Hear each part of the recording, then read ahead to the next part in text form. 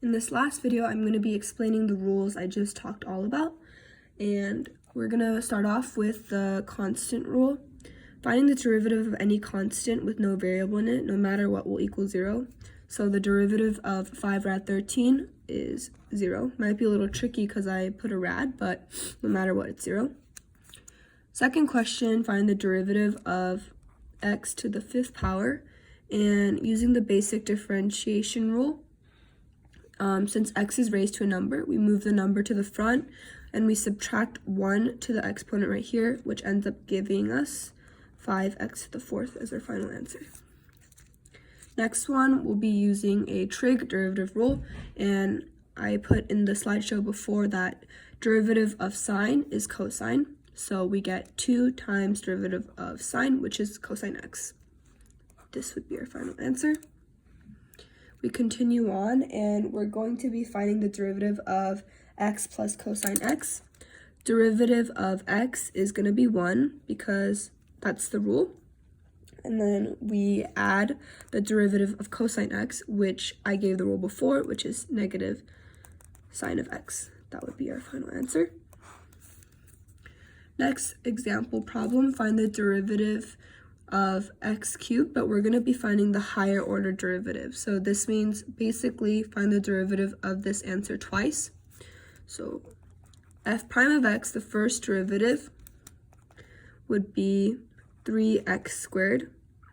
But then we're going to be finding the second derivative, so we would move this here, 6x, and you subtract 1, so it's to the first power. So your final answer, which is f double prime of x, equals 6x to the first power. Next example we have is we're going to be using the product rule, which I gave using the box and triangles as the easier method, which is going to look something like this. We want to box this, put a triangle on that, and in order to solve this, we're going to first of all find the derivative of the box, as you can see, which is 9x squared. And then we want to just put the triangle in, so times by sine of x. Then we would add just a regular box, which is 3x cubed, and the derivative of the triangle, which I gave the rule before, which is cosine x. This would be our final answer. Second to last example, we're going to be using the quotient rule, which I gave before also. Box is always the top, triangle is always the bottom, and using low d high, high d low, denominator square below, we'll be able to solve this in no time. So we'll do 5x squared plus 5, which is low d high, high d low, and then we do minus, we want to do 10x to the squared minus 4x, and we want to do all of this over the denominator squared below. And you can go ahead and simplify, but if it was a free response, you could just keep the answer as this. So that's using the product rule.